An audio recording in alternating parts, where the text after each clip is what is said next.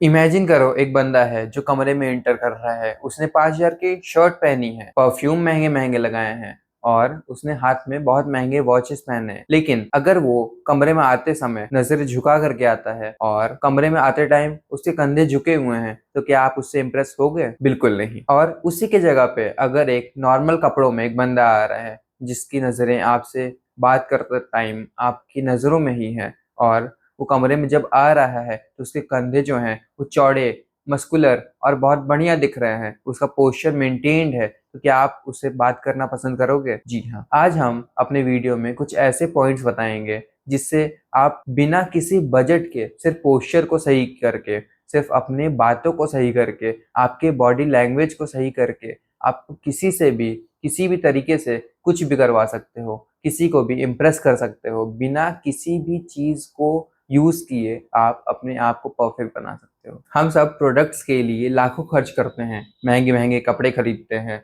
Watches खरीदते हैं, perfume लगाते हैं, लेकिन सबसे इम्पॉर्टेंट चीज हम लोग भूल जाते हैं, जो कि है psychological grooming and body languages. आज हम इस वीडियो में 3 ऐसे मेन पॉइंट्स बताएंगे जिसको आप सही करके आप किसी भी लोगों को इम्प्रेस कर सकते हैं। अगर आपने इस वीडियो को देख ली तो आपका कॉन्फिडेंस 10x बढ़ जाएगा। पॉइंट नंबर 1, कैसे खड़े हों। अक्सर लोग चलते टाइम या खड़े होते टाइम क्या करते हैं, अपने हाथों को क्रॉस कर लेते हैं या तो अपने हाथों को पॉकेट में डाल लेते हैं। तो इसको हमें पॉकेट में ना डाल के इसे हल्का सा पीछे करके शोल्डर को ब्रॉड दिखाना है और अपने पैरों को इतना ज्यादा वाइड करना है जितना आपका शोल्डर है, इससे ना ज्यादा इससे ना कम। इससे आप डिफेंसिव नहीं लगोगे, आप डरे हुए नहीं लगोगे, आप करेजियस लगोगे। पॉइंट नंबर 2, कैसे चलें। अब आप सोचोगे चलते टाइम ऐसा क्या चेंज करें कि हमें ऐसा अपना कॉन्फिडेंस बूस्ट दिखे। तो आप जब चलते हो तो ये आपका स्टेट ऑफ माइंड बताता है। अब स्टेट ऑफ माइंड क्या होता है? जब आप चल रहे होते हो तो आप क्या सोच रहे हो, कितना ज्यादा स्ट्रेस्ड हो, कितनी स्पीड से चल रहे हो, इससे कोई भी गेस कर सकता है।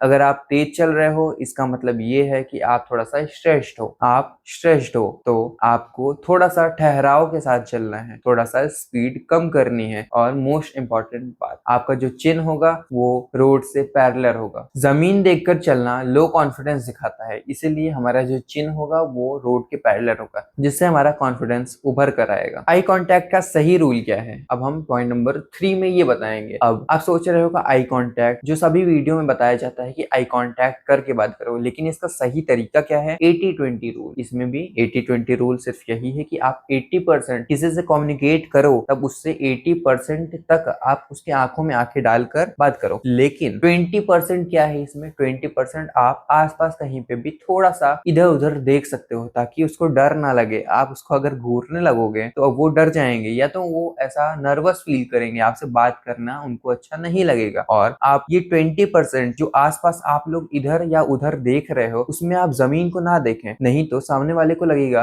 कि आप उनके बातों में इंटरेस्टेड नहीं हो। इसीलिए ये 80-20 रूल हर जगह काम करता है। 80% आप किसी के आंखों में आंखें डालकर बात करेंगे, ये सामने वाले की जो बातें हैं उसको आंखों में आंखें डाल करके सुनेंगे, और बीच बीच में अपने सर को भी नॉड करेंगे, जिससे उन्हें ये लगे कि हाँ आप उनकी बातों को समझ रहे हैं। और 20% आप इधर उधर देखें, ताकि उन्हें कोई भी किसी भी चीज का नर्वसनेस ना लगे। अब बात करते हैं, आप जब मुंह खोलते हैं तो लोगों पर क्या इम्पैक्ट आता है, लोग क्या सोचते हैं। पॉइंट नंबर 4, आप जब बात करते हैं तो इतना धीरे बोलते हैं कि सामने वाले को पूछना पड़े कि क्या बोला। आपको ऐसा नहीं करना है, आपको अपनी लाउडनेस, आपके वॉइस की जो लाउडनेस है वो थोड़ा सा इंक्रीज कर देनी है, जिससे क्या होगा, सामने वाले को क्लियर सुनाई देगा। और वो जो आपकी बोलने की स्पीड है, वॉल्यूम तो आपने तेज कर दिया, लेकिन आपकी जो स्पीड है बोलने की वो 20% आप खुद से ही कम कर दीजिए। इससे क्या होगा, आपके बातों में थोड़ा सा वेट आएगा और सामने वाले को समझ आएगी आपकी बातें। क्या आपको पता है, आप जब बात कर रहे होते हो तो सामने वाला बंदा उसे सुन नहीं रहा होता। जी हाँ, उसे सुन नहीं रहा होता, उसे पढ़ रहा होता है, आपकी बातों को रीड कर रहा होता है।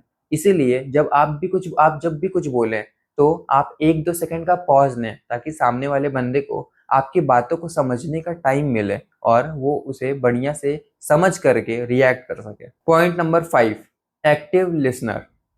एक बहुत बड़ा मिथ ये है कि लोगों को लगता है एक अच्छा कम्युनिकेटर वो है जो बहुत ज्यादा बोलता है, लेकिन असल बात तो एकदम उल्टी है।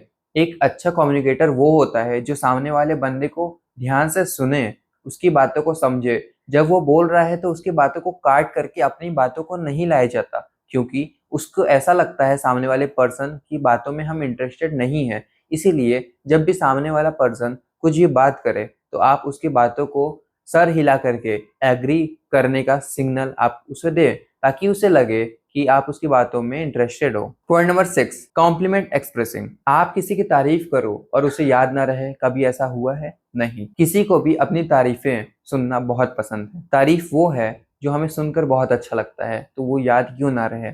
किसी की तारीफ बेफिजूल करिए आप। बेफिजूल तारीफ करने से सामने वाले को आपसे बात करने में इंटरेस्ट बढ़ेगा। क्यों? क्योंकि उसे लगेगा कि आप उसकी बात बात में तारीफ कर रहे हो, इसीलिए वो आपसे और बात करना चाहेगा। और तारीफ भी ऐसे कोई भी आम तारीफ नहीं कि आप अच्छे लग रहे हो, आपको स्पेसिफिक तारीफें करनी है उनकी। कॉम्प्लीमेंट ऐसा दो कि सामने वाले को याद रहे। ऐसा नहीं कि आप अच्छे लग रहे हो, आज याद है, कल नहीं याद है, परसों नहीं याद है। बस आपको ये बोलना है कि आपकी वॉच अच्छी लग रही है, आपका बात करने का तरीका बहुत अच्छा है। इस टाइप की तारीफें याद रहती हैं लोगों को। कॉम्प्लीमेंट ऐसे दिया करो जो लोगों को याद रहे। अब बात करते हैं उन मैनर्स के बारे में जो एक नॉर्मल इंसान को जेंटलमैन या सोफिस्टिकेटेड पर्सन बनाती है। Point number 7, phone etiquette.